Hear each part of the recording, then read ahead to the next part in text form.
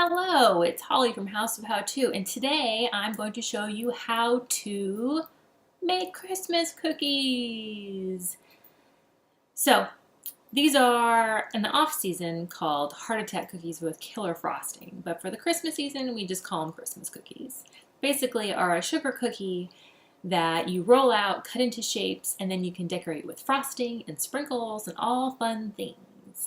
Now, I make these probably every Christmas, but there are other occasions that you can make them. For example, I've made them for bachelorette parties or other kinds of parties. You can get all kinds of cookie cutters.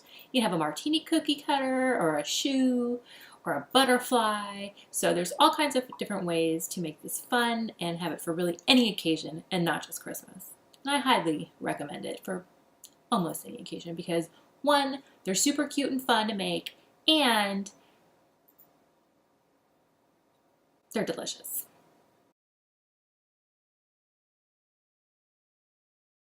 Okay, so we're going to start off with 3/4 cups of butter. So this is equivalent to 1.5 sticks of regular butter. And it's not too hard. This is a critical step in the cookie making, as the butter needs to be at room temperature. Next, I will add 1 cup of granulated sugar.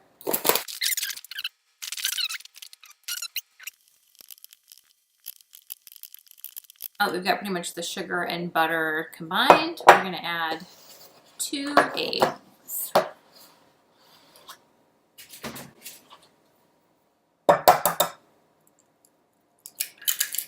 Oh. Not the shell, just the egg part.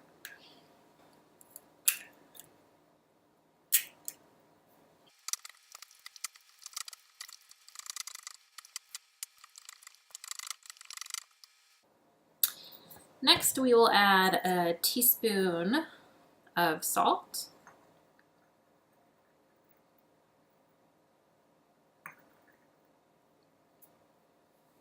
teaspoon of baking powder,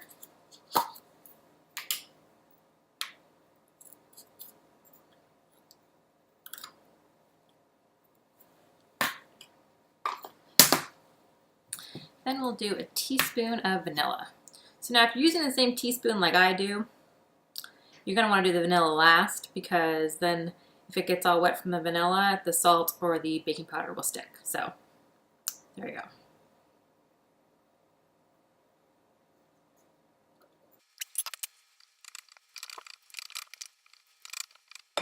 Okay, so we have all of our ingredients except for the flour. So now we're going to add 2.5 cups of flour.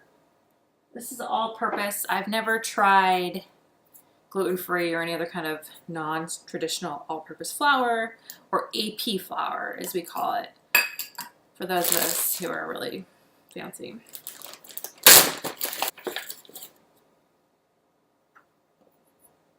So 1 cup.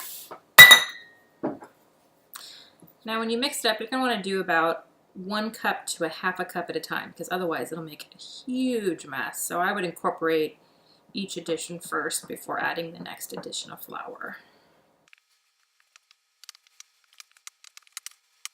Time for our next addition.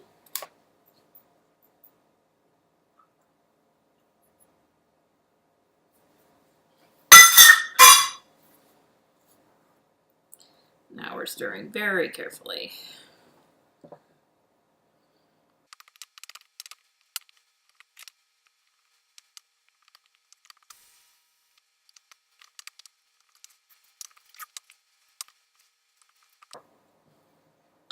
Okay, ready to add our last 1/2 cup of flour.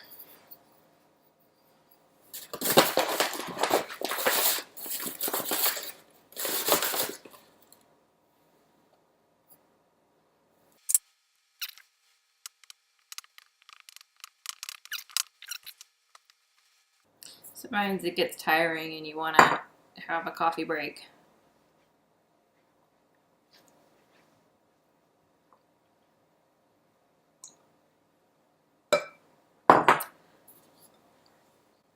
Sometimes you think that all the flour is not going to get all absorbed into the dough, but it does. It's just patience. You know, For cookies that taste this good, you just have to work at it. There's no shortcut for good tasting cookies. I tried this cookie recipe the other day that was apparently the most pinned in America or something like that, and they were terrible. So they were easy to make, but they were a thumbs down in our house. So these cookies never get a thumbs down. It's always thumbs up. Give me some more cookies.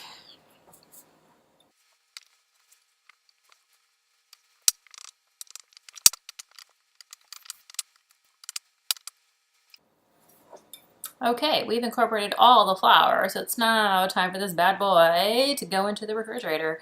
Like I said, for at least 1 hour. You want to cover it.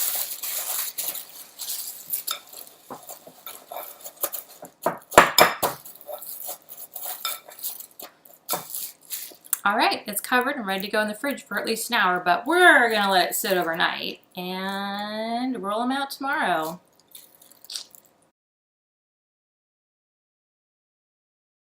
Okay, so now it's the messy part of the cookie making, and we're going to roll out the dough that we have chilled overnight on a cutting board with a rolling pin and lots and lots and lots of flour.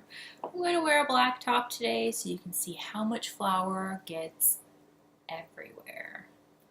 Okay, now we've got the cutting board cam set up. As you can see, we've got a giant cutting board. We have our rolling pin and lots of flour. So just grab a handful of flour. You put it all over your cutting board. I take off my rings when I do this just because it gets really messy.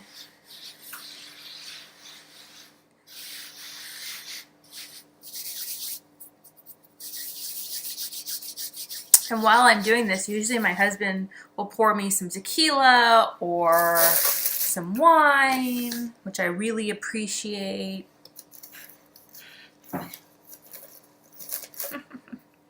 As said husband takes cue from across the room. I heard that. I grab my first ball of dough. This is chilled, so it's nice and hard. Okay. Nice and hard. Okay. And I'm going to grab another pile of flour for my rolling pin. You want to dust your rolling pin with flour. Ooh, it looks like got some tequila coming my way very shortly. It's good. The rest, all of it. I should point out that this is a Saturday night we're doing this.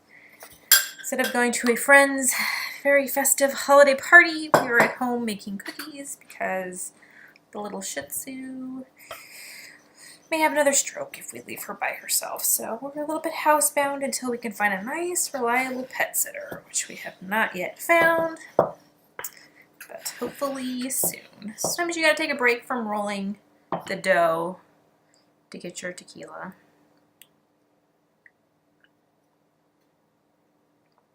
A little sip of, that stuff's so good.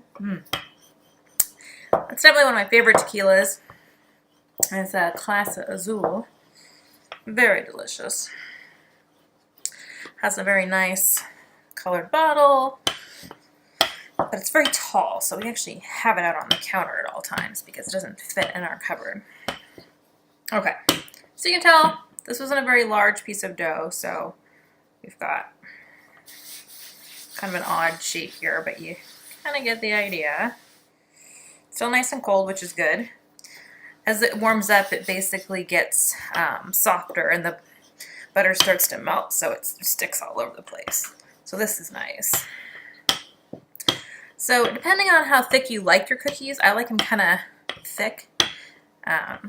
This is probably a nice thickness here where you can kind of, it's thick enough to still pick up, and you have a nice, delicious, soft, warm cookie with frosting and delicious sprinkles. So this is how I've rolled out this first one here. For any Christmas cookies, is you've got all your cookie cutters. So these are new for me this year because all my stuff is in storage. So it's a little bit sad. I had to buy all new stuff. I'm not using my beautiful large stainless steel star that I normally make. Okay, see that? How easy that was? That means that we have enough flour and it's thick enough. See, like that?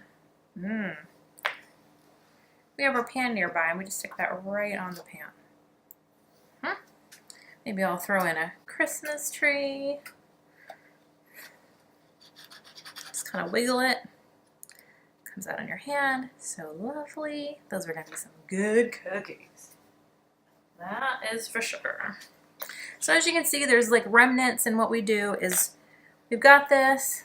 We've got to form it into a ball again, because that's a lot of usable dough. A lot of usable dough.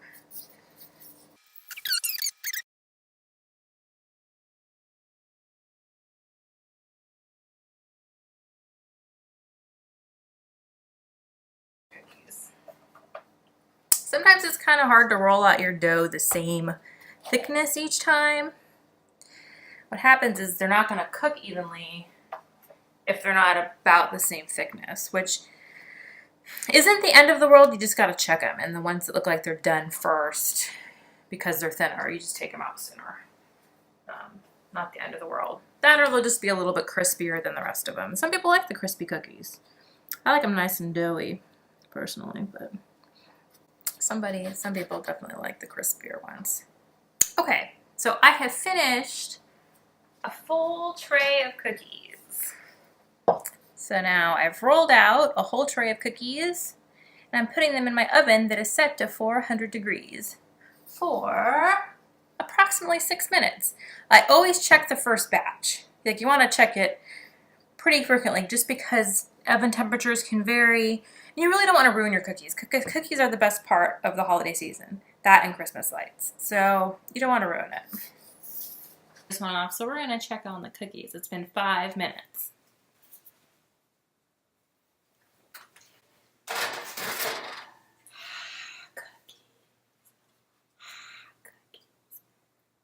Those are beautiful. I could see them going another minute. They could go another minute. They're not brown. I mean, they'd probably be good, nice, and just slightly underdone, which some people like a little bit slightly underdone cookies, which I'm kind of like one of those people. But I think maybe 1 more minute, I'll let it go in there, and then I'm going to let them cool. Things to do while you're waiting for that last minute, because you can't really start rolling out more cookies, because then your hands are going to be dirty. You'll get flour everywhere, is you can have some more tequila. You can dance.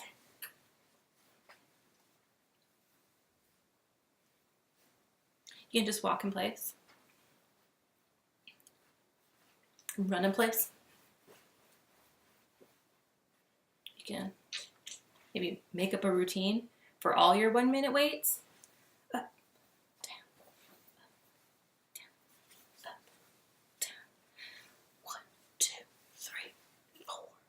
Yes, I used to be a cheerleader, so that's why I'm so good at dancing.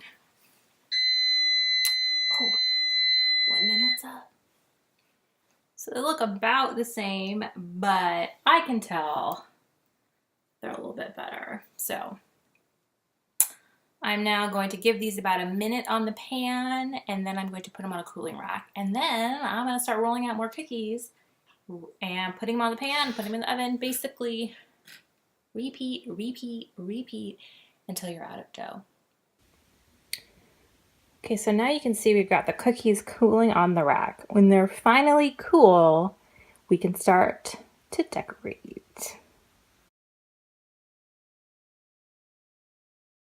Now it's time for the world's best cookie frosting. You only need 4 ingredients: powdered sugar, butter that's at room temperature, I prefer to use salted, milk, and vanilla. So let's get started. Super easy. Even a 2-year-old could do it.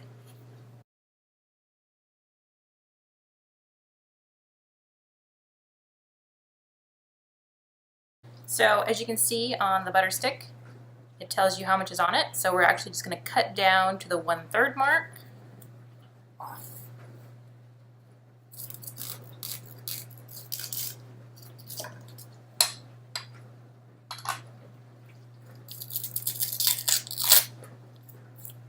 Easy.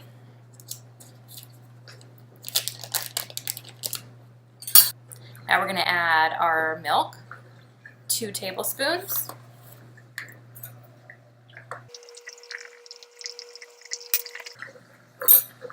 Half a teaspoon of vanilla.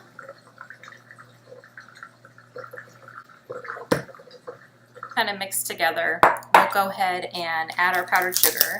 The recipe calls for 3 cups of powdered sugar, but I've never found this particular recipe to be that exact.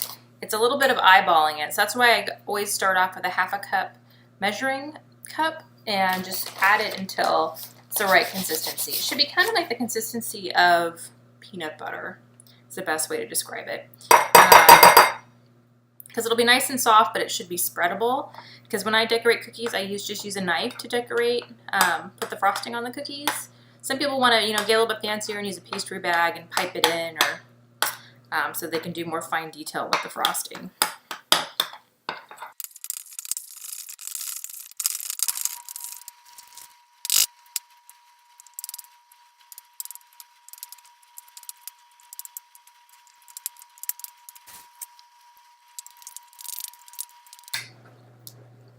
Okay, so this is about the right consistency that we want.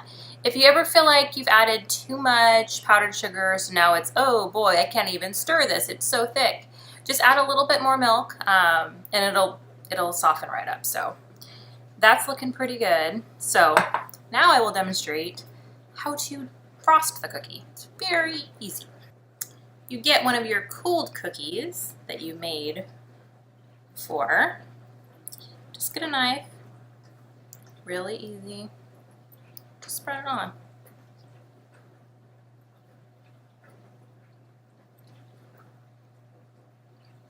It's really easy.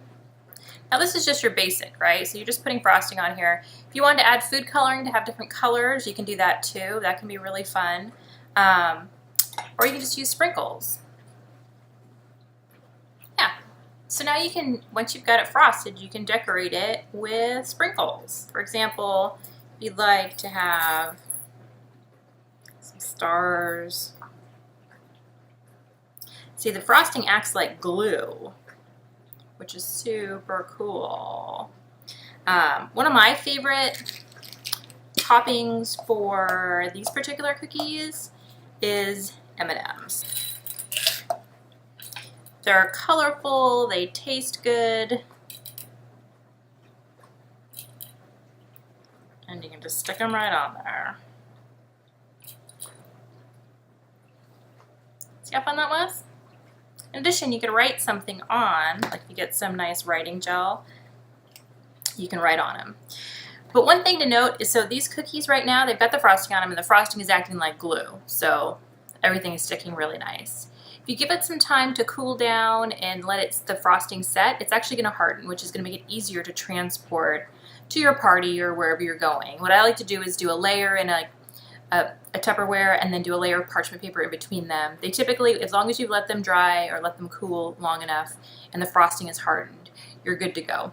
So I hope you enjoyed this Christmas cookie basic video. It was definitely inspired by Julianne and Serena when we went to their house to do a cookie decorating party, and I soon found out they didn't know how to make cookies and we did not have the right cookies. So hoping this will help you and Julianne and Serena and future generations to know the joy of making delicious, wonderful sugar cookies with a buttercream frosting and all the sprinkles and shapes that you could possibly imagine. Hope you have a wonderful holiday season, and I hope you get to eat lots of cookies. I know I will be. Keep it hot.